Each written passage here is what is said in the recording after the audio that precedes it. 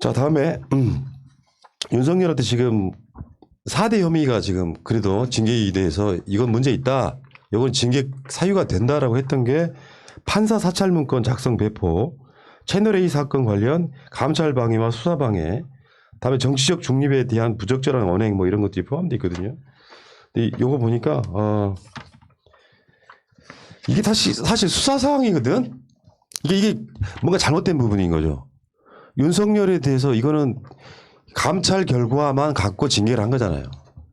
근데 검찰이 움직이지 않으면 윤석열에 대한 수사는 불가능해. 물론 타이밍이 좋게도 공수처가 지금 세워지려고 하고 있는 상황이 분명히 있긴 합니다만.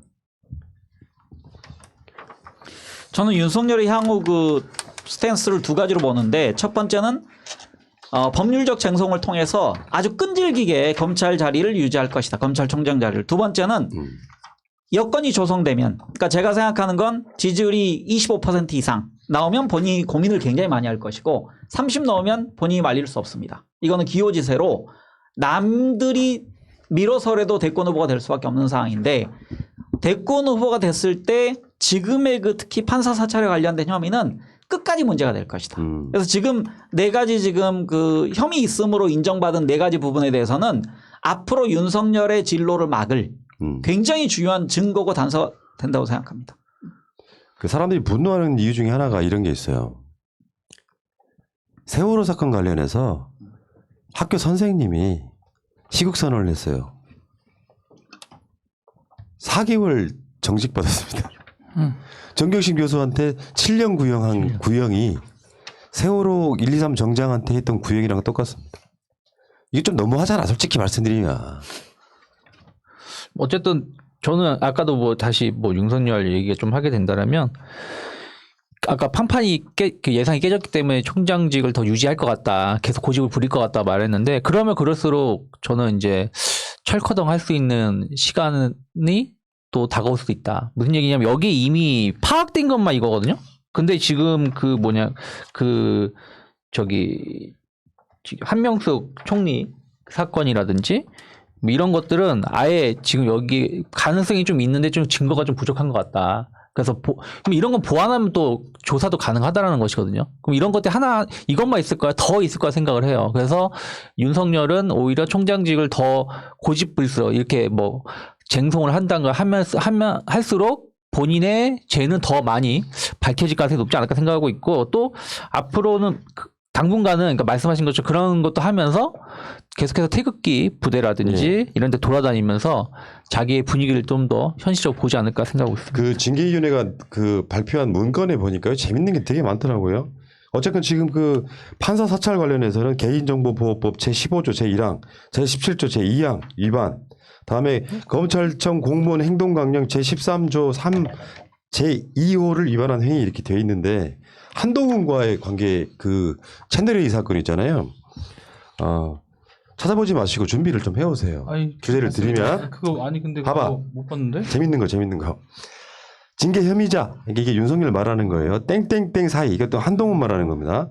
사이의 관계는 그동안의 근무 관계, 통화 내역이나 카카오톡 메시지 통신 내역 2020년 2월부터 2020년 4월까지 총 2,700회를 연락했다는 거예요.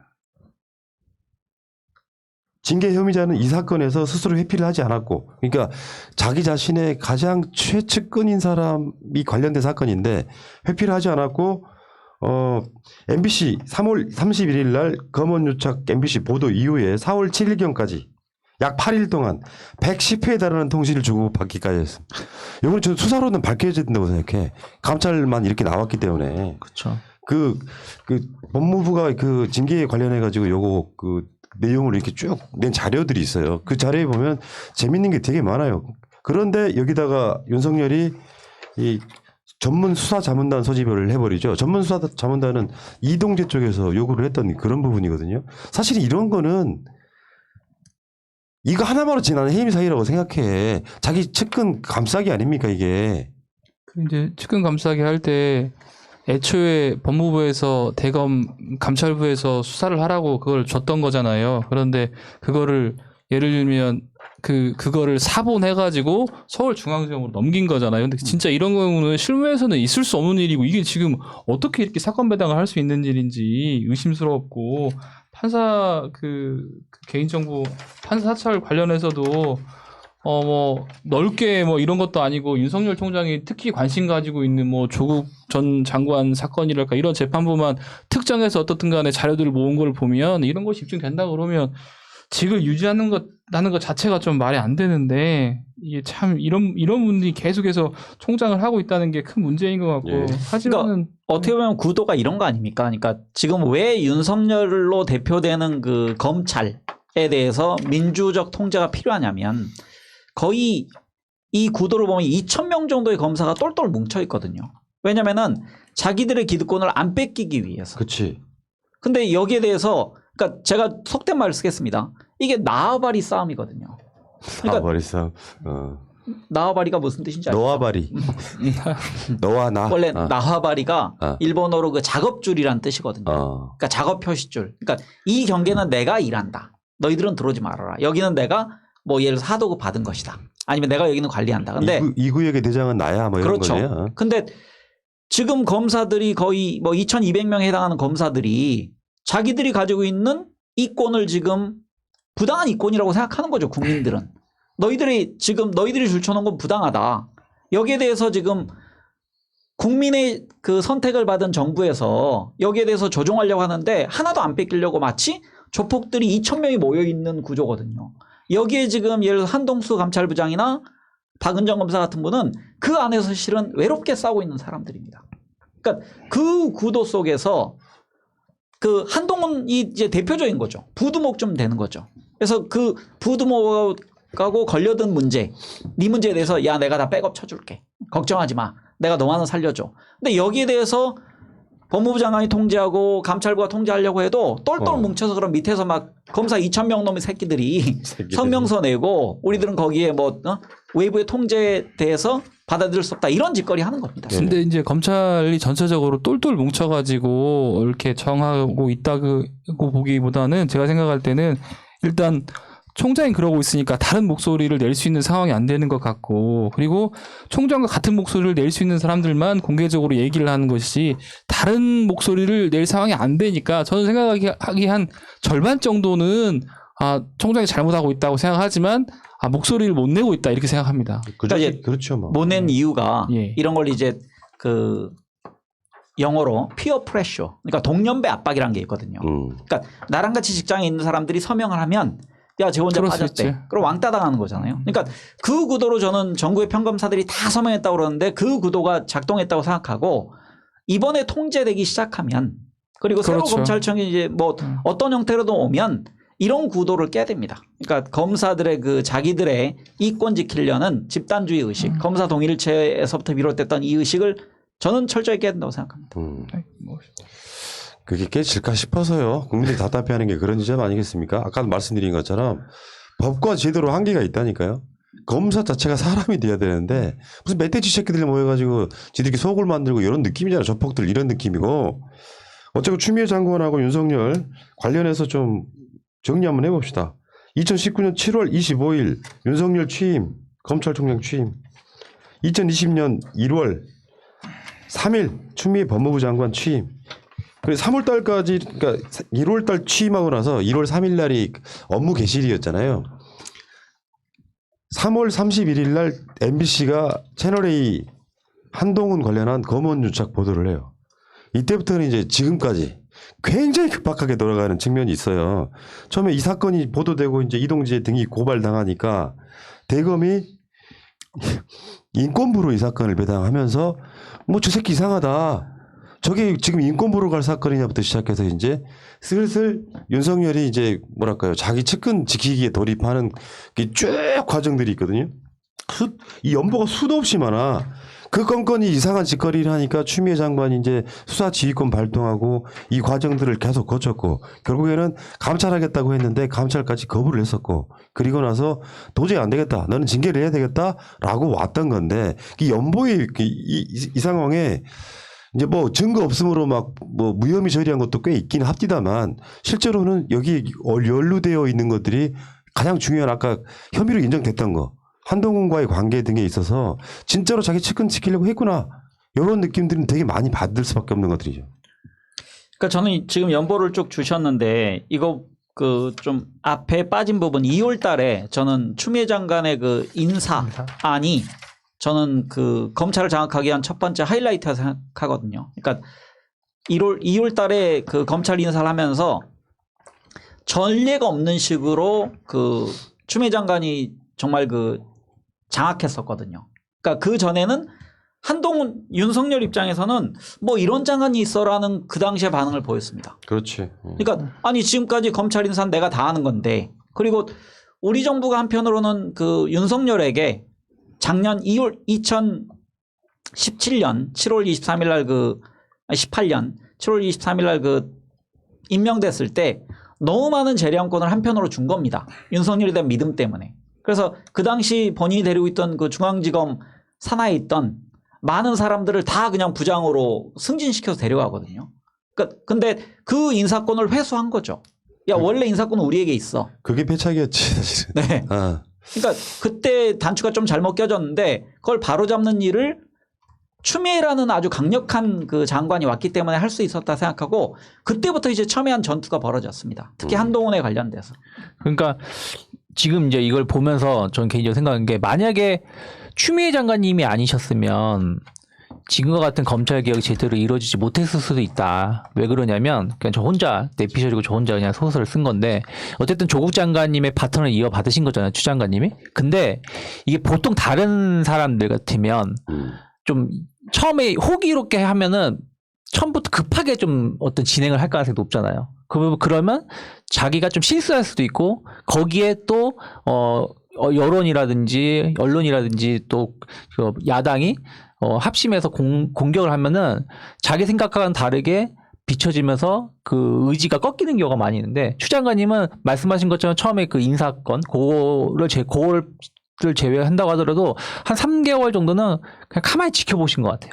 내가 어떻게 하면은 이거를 조국 장관님 장관님의 그 계획 혹은 문 대통령의 계획을 내가 잘 이어갈 수 있을까라는 것을 면밀히 파악하시고 내부 단속을 하시는 시간을 가지셨고 그 다음에 이제 문제가 발생을 하니까 거기에 대해서도 바로 즉흥적으로 그 전에 다른 장관님이나 다른 정치인들 보면 그 문제가 발생하면 바로 어떤 욱해가지고 난리를 피는데 그러지 않고 침착하게 카메라 놔두신 것 같아요. 그러면서 문제가 발생을 하니까 그때부터 딱 그 수준에 맞게끔 탁탁탁 하나하나 쳐 나가시면서 지금까지 이어오신 게 다른 분이었으면 이렇게 하지 못했을 것 같다. 추미애만 가능했던 거라고 봐요.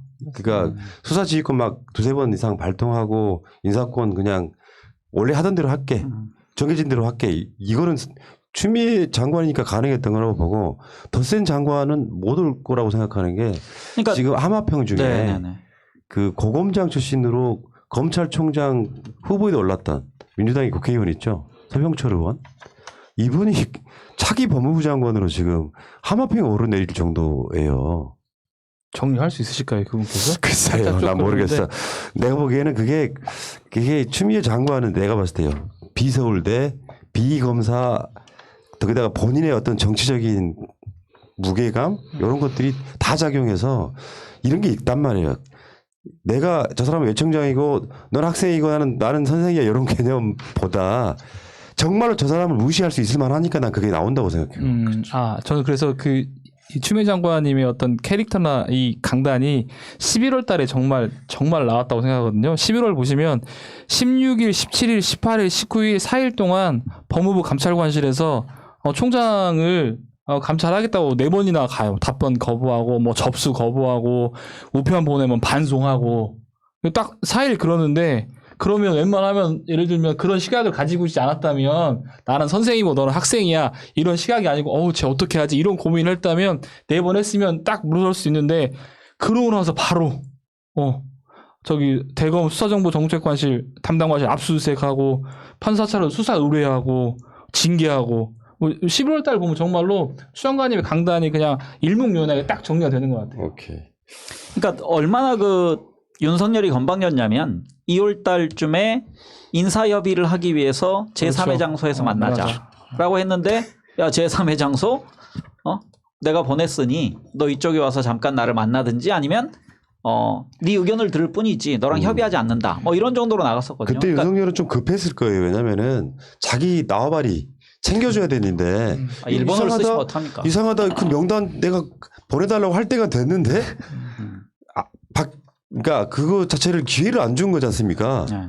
원래는 이제 뭐 검찰총장과 협의하여라는 문구 때문에 그것 자체가 불법이네 서로 논란도 있긴 했는데 어쨌든 뭐 추미애 장관 마치 무슨 송비라는 것 같은 거 같은데 이건 넘어가시고요. 네. 자, 근데 검사들이 반발하는 부분은 어떻게 해야 되느냐. 바로 그런 거거든요. 나는 이렇게 봐. 윤석열이 누구나 다 해임 당할 거라고 생각을 했을 거예요. 검사들조차도. 근데 그게 이제 허를 찌르는 뭐 묘수다 이렇게 영 작가님 표현하고 있긴 합니다만 문제는 어떤 결론이어도 반발했을 거 아니에요. 그러면 어떤 상황이 벌어지냐면 윤석열이 해임됐다. 저는 해임을 시키는 것이 오히려 검사들의 이 단단한 단일체제를 깨는데 가장 더 효과적이었을 거라고 생각해요. 다른 식으로 보면. 나중에 이제 뭐 그거는 저랑 또 반대로 보시네요. 어쨌든 간에 가처분 뭐 이런 차원을 떠나가지고 그렇게 됨으로써 다시 말하면 새로운 권력에 대한 검사들의 줄서기가 시작될 수 있다는 부분에서 이 사람을 목을 완전히 쳐버리지도 못하고 2개월은 뭔가 이 징계로는 좀 껄쩍지근한데 그렇다 보니까 이제 검사들이 이런 지점이거든요. 윤석열이 저러는 거는 그렇다 쳐. 이 검사 이 새끼들이 뭐 검찰에 대한 말도 안 되는 통제네 무슨 뭐 탄압이네 이런 식으로 가버리면은 그때는 시민들 입장에서 빠개 치는 거죠.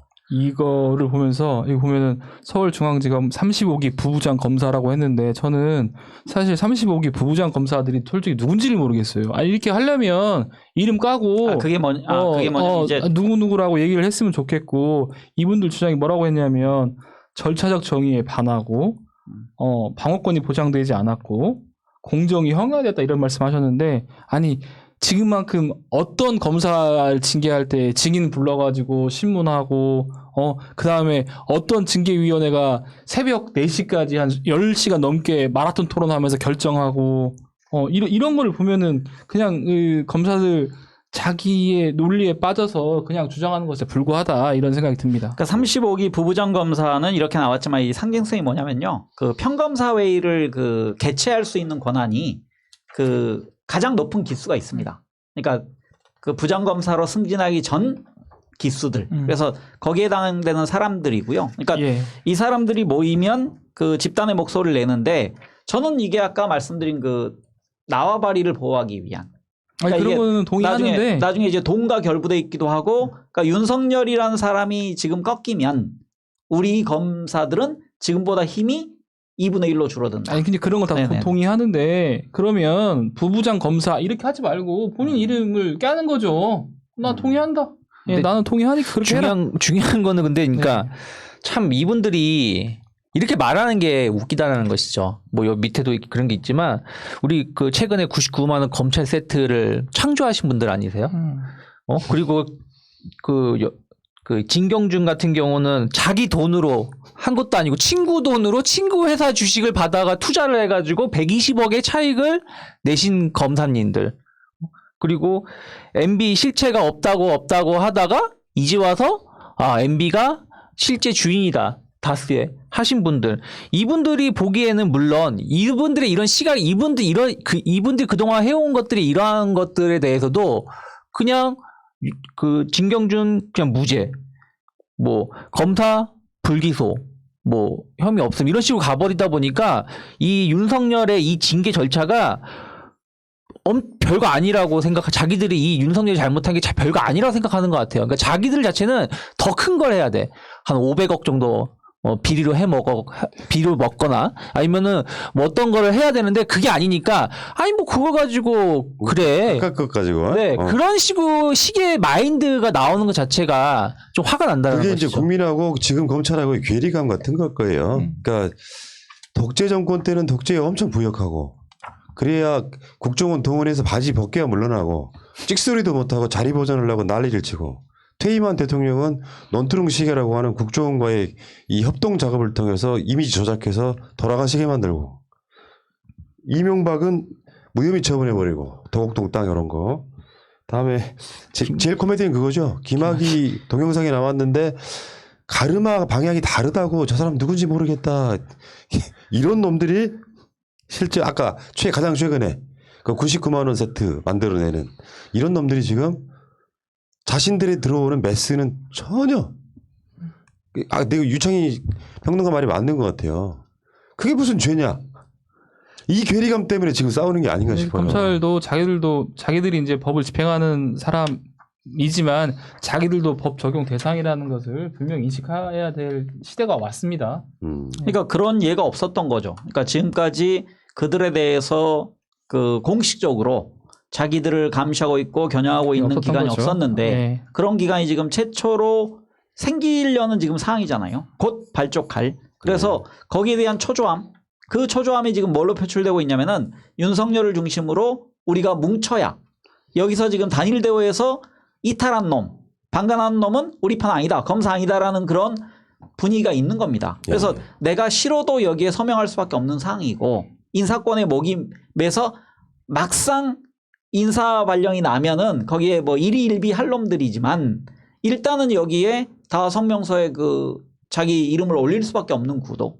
안 그러면 너는 검사가 아니다. 그 안에서 왕따 당한 구조. 이문정 검사가 얘기한 것처럼 내가 예비 후보 명단에 올라갔다는 것 때문에 내가 엘리베이터 탔더니 그 시선을 내가 견딜 수 없더라.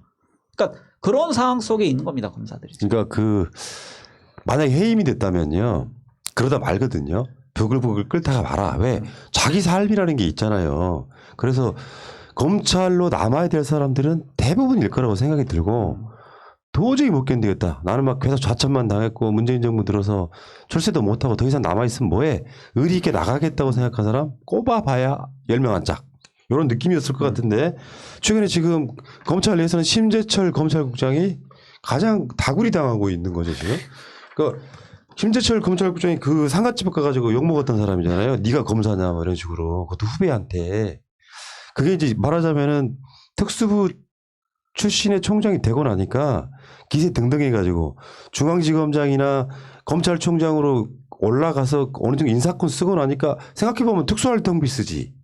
인사권 그냥 자기가 받고 싶은 놈 박아버리지.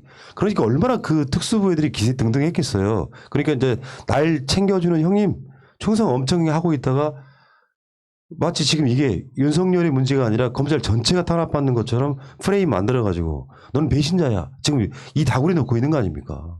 그러니까 그 안에서 그 후배가 이렇게 검사 선배를 그런 식으로 그 정말 대놓고 면박 주고 그 뭐죠 완전 구테타 일으키는 거죠. 그런 상황은 상상도 할 수 없는데 심재철 국장이 그 안에서 지금 가지고 있는 위치가 얼마나 그 위험하고 그 추미애 장관과 함께 일한다는 게 검사로서 모든 걸 버려야 돼. 버릴 수도 있는 그런 상황을 그 직접적으로 나타내준다고 생각하고 심재철 국장이 몇 살인지 아십니까? 글쎄요. 몇 살쯤 될 것 같아요. 아, 그런 걸 질문이라고 해. 말해 그냥. 우리 푸나님하고 동갑이라서. 쓸데없는 무슨 TMI를 이렇게 나이가 뭐가 중요한데. 아니 그 나이가 혈기 있게 싸워야 된다는 얘기죠. 혈기 있게. 푸나님 싸우는 것처럼. 그러니까 지금 그 심재철 뭐 진술서를 까보자 이렇게 이제 대표적인 사람도 있어요. 이복현이나 정의도나 이런 사람들이 윤석열 호위무사들로 지금 한동훈을 아예 나서지도 못하는 그런 분위기가 있는데 소위 말하면은 조국 장관이 그런 표현을 했죠. 검언 반정부 투쟁 검사들의 반정부 투쟁인데 다 아시잖아요. 결국에는 검사들 자체가 공무원이잖아요. 그렇다 보니까 그 자리 지키고 싶으면은 윤석열 자체에 끝까지 충성하는 놈들은 없었을 거라고 일단 보고요. 어쨌든 지금 저쪽이 한창 기세를 드높이고 있는 거죠. 2개월 정직 당한 거에 대해서는 가처분 신청하면 되고 추미애는 물러나면 되고 뭐 이런 식으로 지금 자신들의 어떤 그 사기를 막 높여가는 그런 분위기인 것 같습니다. 그래서 마치 전쟁에 이어서 그 이긴 쪽이 진 쪽에 무슨 재산을 몰수하고 막 하는 그 전쟁판을 보는 것 같은 느낌이 분명히 있어요. 참, 이걸 어떻게, 그거 보면서 국민들이 속이 터져버리는 거지. 저걸 어떻게 못 막냐 이런 거죠. 그러니까 이제 조국 장관님께서 이 후속 시즌이 검찰 개혁의 후속 시즌이 곧 열릴 것이라고 전망을 하셨는데 이게 맞다 생각하고 있어요. 우리가 이제 그 어떤 콘서트든 어떤 뭐 행사 같은 거 보면 스태프들이 처음에 그걸 그걸 만들기 위해서 열심히 노력을 하죠. 그리고 이제 행사가 끝나고 나면 그걸 치우는데도 고생을 하세요. 어떻게 보면 지금은 그 행사가 끝났다고 봐야 될 것 같아요. 그 행사가 끝나고 이제 그 쓰레기들을 치우는 시간이 필요한데 그 쓰레기 치우는 시간이 제일 힘들어요. 왜냐하면 퇴근해야 되는데 퇴근도 못하고 남아서 그걸 다 치워야 되니까. 그래서 이거 자체가 제일 힘들 수 있다라는 것을 조국 장관님이 또 미리 전망을 하셨고, 그래서 뭐 프라님이 말씀하신 것처럼 추 장관님 같은 분이 조금 더 이걸 총괄 지휘를 하셔야 되지 않을까 생각하고 있습니다. 저는 검찰이나 언론, 야당의 반정부 투쟁이 예상된다고 하셨는데 저는 이거 진압될 거라고 보고 있습니다. 네, 근데 윤석열은요, 그 혐의들 말고 진짜 중요한 거는 우리가 간과하고 있다고 생각해요. 검찰총장으로서 위치를 잃어버린 거죠. 이제부터 윤석열이 하는 모든 수사는 정책 수사가 돼버리거든요. 아니 그리고 전 언론에 다시 한번 또 문제를 제기하고 싶은 게, 보통 기존의 언론을 보면 총장이 뭔가 하나 타격을 입으면 이제 뭐 지휘력을 상실했다, 힘이 빠졌다, 계속 이런 식으로 해서 그냥 그렇게 하면서 뭔가 이게 흐트러 놓는 게 일반적인 것 같고 이게 사실인 것 같은데, 유독 윤 총장님만은 계속 문제가 됨에도 불구하고 뭐 지도력을 잃었다 아니면 이런 기사들이 하나도 안 나오는 게 참 신기한 것 같아요, 정말. 그러니까 정치적 상징성이 있는 인물로 보는 거죠. 그러니까 저는 이미 빨리 저는 정치적 선언을 하고 나갔으면 우리에게 제일 좋은 것이라고 생각합니다. 그러니까 지금 상황에서는 그 압박. 그러니까 계속적으로 압박을 해서 아까 말씀드린 아마 정치적 토대가 마련되지 않으면 반복하는데 그 최대한 검찰총장 지위를 유지하려 할 것이고, 그 전에 좋은 여건이 생기면, 그러니까 예를 들면 정진석이 야 내가 당 만들어놨어 이제 합류해라, 너 지지율 너무 높다 그러면은 정치적 선언하면 이제 그때부터 초반에는 아마 어느 정도 그 지지율이 나오지만 털리기 시작하면 한 방입니다. 그러니까 제가 봤을 때도 칼잡이만 하시다가 정치판에 들어서 가지고 그거 유지할 수 있겠어요? 이거 단순히 옳고 그름만 가리드시는 분이 정치하기는 쉽지 않을 것 같습니다. 자, 이 얘기는 여기까지 하시고.